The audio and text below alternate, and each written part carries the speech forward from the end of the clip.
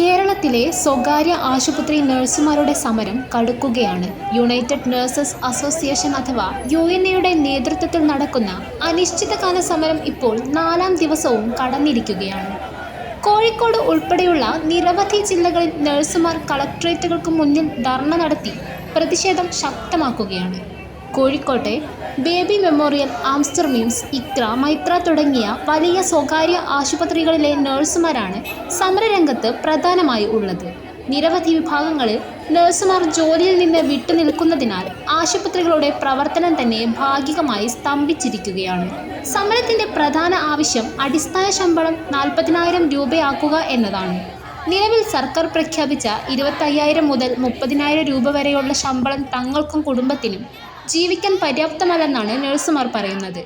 ഒരുപാട് സമയം നീണ്ട ജോലിയും വലിയ ഉത്തരവാദിത്വവുമുള്ള ഒരു തൊഴിലായിട്ടും ലഭിക്കുന്ന ശമ്പളം വളരെ കുറഞ്ഞതാണ് എന്ന പരാതിയാണ് അവർ ഉന്നയിക്കുന്നത്. എന്നാൽ വെറും ശമ്പള തർക്കം മാത്രമല്ല സമരം കടുക്കാൻ കാരണം. ബേബി മെമ്മോറിയൽ ആശുപത്രിയിൽ സമരത്തിന് പിന്തുണ നൽകിയ 2 സൂപ്പർവൈസർ നഴ്സുമാരെ പിരിച്ചുവിട്ടത് വലിയ പ്രതിഷേധത്തിന് വഴിവെച്ചു. അതോടൊപ്പം ജോലിക്ക് കയറിയ ജൂനിയർ നഴ്സുമാരെ ആശുപത്രി അധികൃതർ മുറിക്കുള്ളിൽ പൂട്ടിയിട്ടു എന്ന വാർത്തകളും പുറത്തുവന്നു. ഈ ആരോപണങ്ങൾ വലിയ വിവാദത്തിനും പ്രതിഷേധത്തിനും ഇടയാക്കി. ഇതോടെ സമരം ശമ്പള പ്രശ്നത്തിനപ്പുറം തൊഴിലാളി വിരുദ്ധ നയങ്ങൾക്കെതിരെയുള്ള പ്രതിഷേധമായി മാറിയിരിക്കുകയാണ്. ജോലി ചെയ്യുന്നവരുടെ അവകാശങ്ങളും മാന്യതയും സംരക്ഷിക്കണമെന്നതാണ് നഴ്സുമാരുടെ ആവശ്യം. ഇതിനിടെ വിഷയത്തിൽ ഹൈക്കോടതിയും ഇടപെട്ടിട്ടുണ്ട്. ആശുപത്രികളുടെ പ്രവർത്തനം പൂർണ്ണമായും തടസ്സപ്പെടുത്തരുതെന്നും രോഗികൾക്ക് ബുദ്ധിമുട്ടുണ്ടാക്കുന്ന രീതിയിൽ സമരം നടത്തരുതെന്നും കോടതി കർശന നിർദ്ദേശം നൽകിയിട്ടുണ്ട്. രോഗികളുടെ സുരക്ഷയെയും ചികിത്സയെയും ബാധിക്കരുതെന്നാണ് കോടതിയുടെ നിലപാട്.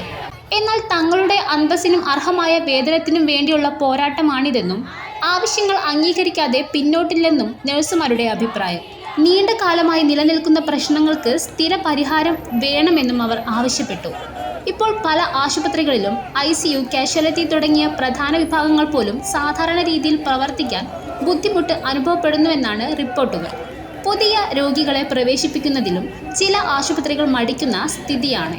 ഈ പ്രശ്നത്തിന് ശരിയായ പരിഹാരം കണ്ടെത്താൻ കഴിയാത്ത പക്ഷം പ്രശ്നം കൂടുതൽ വഷളാവാൻ സാധ്യതയുണ്ട്. ശമ്പള വർധനവ് ഉണ്ടായില്ലെങ്കിൽ വിദേശ രാജ്യങ്ങളിലേക്ക് പോകാൻ തയ്യാറെടുക്കുന്ന നഴ്സുമാരുടെ എണ്ണം കൂടാനും സാധ്യതയുണ്ട്.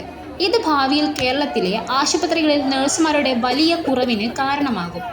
ആധുനിക കേരളത്തിൻ്റെ ആരോഗ്യരംഗം രൂപപ്പെടുത്തുന്നതിൽ നഴ്സുമാർ നൽകിയ സംഭാവന വളരെ വലുതാണ്. പ്രത്യേകിച്ച് കോവിഡ് കാലത്ത് അവരുടെ സേവനം സമൂഹം വ്യക്തമായി കണ്ടതാണ്.